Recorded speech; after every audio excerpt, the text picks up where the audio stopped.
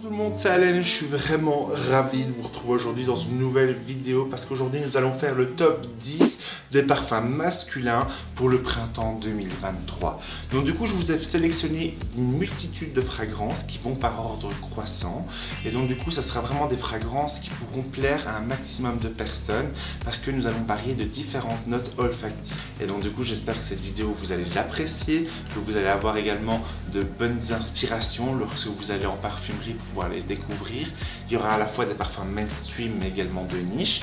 Et donc du coup sans plus tarder l'introduction, on commence la vidéo tout de suite. Encore un nouveau lancement que j'attendais avec impatiemment, c'est le Azzaro Chrome mais en version parfum. Alors là c'était vraiment le lancement que j'étais hyper ravi parce qu'on avait l'habitude à la version eau de toilette, la version eau de parfum, on a gardé la même identité que la version eau de toilette sauf qu'on a rajouté du bois de sapin qui lui confère un côté frais mais en même temps boisé et qui lui accorde plus de puissance. Parce que forcément avec la déclinaison eau de toilette, il fallait faire plusieurs retouches durant la journée. L'eau de parfum, 1 à 2 retouches par jour est largement suffisant.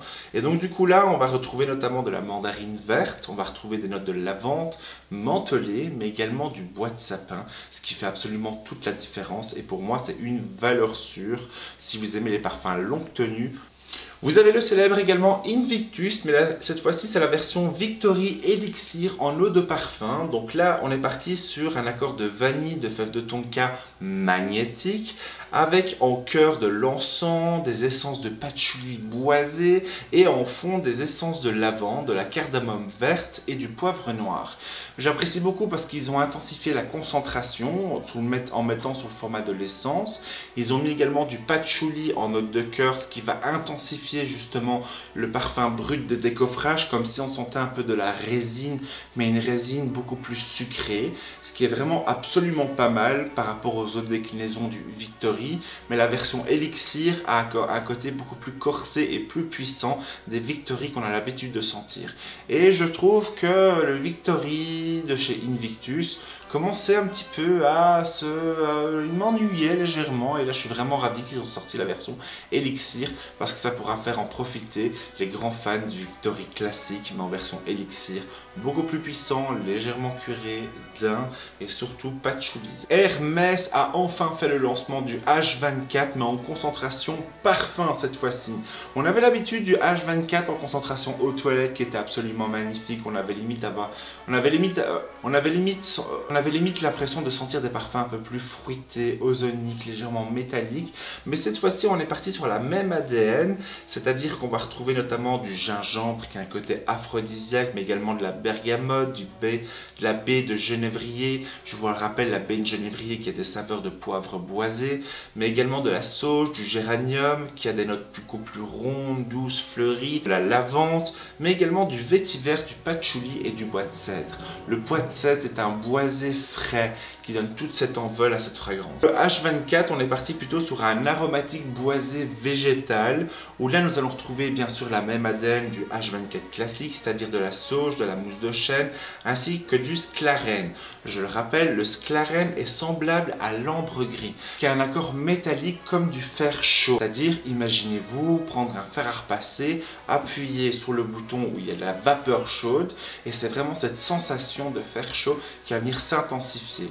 Et donc du coup, bien sûr, on va accorder différents accords de bois et également du patchouli pour intensifier cette déclinaison eau de parfum. Saint Laurent a également sorti le Y-Men en concentration eau de parfum intense. Donc cette fois-ci, je l'attendais également en tournant, parce que là, on va retrouver, bien sûr, typique à la maison Yves Saint Laurent, du gingembre, des vertus aphrodisiaques, où va s'entremêler de la bergamote, de la baie de genévrier, qui a des saveurs beaucoup plus poivrées, boisées. Mais on va retrouver au cœur de la sauge du géranium. Donc le géranium, je le rappelle, il a une senteur ronde, douce, un peu fleurie, avec de la lavande, qui va lui donner un côté beaucoup plus masculin. Mais surtout, on va retrouver du vétiver, du patchouli, ainsi que du bois de cèdre, qui va affirmer une certaine personnalité bien trempée et c'est pour ça que je suis vraiment fan de cette déclinaison du Y-Men intense de Yves Saint Laurent. Donc moi je trouve ça vraiment bravo parce que moi j'aime les parfums bien corsés. Nous allons partir de chez côté Valentino avec le Born in Roma Intense Uomo où cette fois-ci nous sommes partis sur un aromatique floral. Donc là nous allons retrouver notamment de la vanille vanille bourbon, qui est l'une des plus belles vanilles qui existent au monde. On va retrouver également de l'ambre, l'ambre qui va lui apporter un côté volumineux, mais en même temps avec des facettes cristallins. On va retrouver également du jasmin avec cette rondeur, mais également des benzoïnes. Les benzoïnes, c'est une molécule de synthèse qui fait partie de la résine du styrax, qui est souvent utilisée dans la fabrication de l'encens, et donc du coup qui va assurer ces notes de fond beaucoup plus régulières et persistantes au fur et à mesure du temps. Vous avez la maison Hugo Boss avec le Toe-Sense magnétique en version eau de parfum cette fois-ci, où on va retrouver du fruit de Maninka. Alors, le fruit de Maninka, c'est quoi? C'est un fruit qui ressemble à une grosse mangue de couleur jaune orangée. Dimension olfactive, le Maninka présente des notes sucrées, acidulées qui rappellent le fruit de la passion. On va retrouver également de l'absolu de son. Donc je le rappelle, le son, c'est une senteur qui est à la fois ambrée, boisée, vanillée, mais en même temps mielée. Et en note de fond, on va retrouver de la vanille. Là, on est parti sur un parfum gourmand, oriental, boisé. Très belle sélection et très sincèrement, il m'a agréablement surpris, surtout ces notes de Maninka qui a vraiment ce côté un petit peu acidulé et donc du coup qui réveille nos papilles gustatives. Au printemps, rien de plus beau que porter l'homme à la rose de la maison Francis Kurkdjian. Cette fois-ci, nous sommes partis sur un accord de pamplemousse avec de la rose d'Amasena et de la rose de Bulgarie qui va s'entremêler du côté vitalité et naturel, mais qui va s'entremêler avec toujours cet accord de rose boisé, ambré.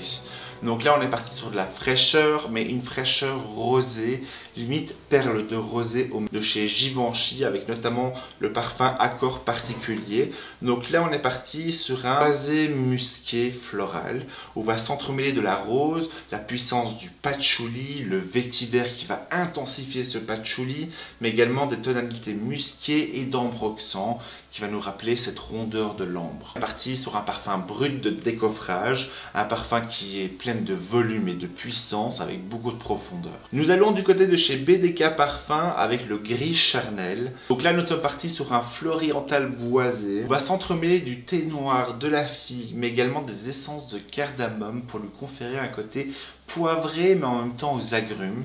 Nous allons avoir également du vétiver de Bourbon qui va se mélanger avec de la vanille, mais aussi de l'absolu d'iris pour lui conférer un côté beaucoup plus poudré, avec des notes de noisette qui va lui accorder ce côté gourmand. Il y a certaines facettes un peu plus terreuses, mais également rosées. De fond, on va avoir du santal, mais également un absolu de fève de tonka qui va lui donner ce côté lacté, enivrant et extrêmement sensuel. Très beau parfum unisexe par excellence. On retourne de chez Yves Saint Laurent avec notamment la collection des vestiaires olfactifs avec le suprême bouquet. Vous allez voir comme quoi c'est le flacon avec un laquage d'or en hommage à l'Orient. Donc là, au fait, nous sommes partis vraiment sur un floriental typique, où va s'entremêler des notes de poire, mais de poivre rose qui va lui apporter un côté piquant en note de tête. En note de cœur, on va avoir de la tubéreuse qui est une fleur blanche qui va s'éclore avec de l'ylang-ylang qui va lui conférer un côté beaucoup plus solaire, un peu plus monoï. Idéalement, par exemple, par jour de printemps, de beau soleil. On va retrouver également du jasmin qui provient d'Inde et d'Égypte. Et elle comporte des notes de miel, de cire, de fleurs d'oranger et de jasmin, au pouvoir narcotique qui signe la parfumerie d'Orient.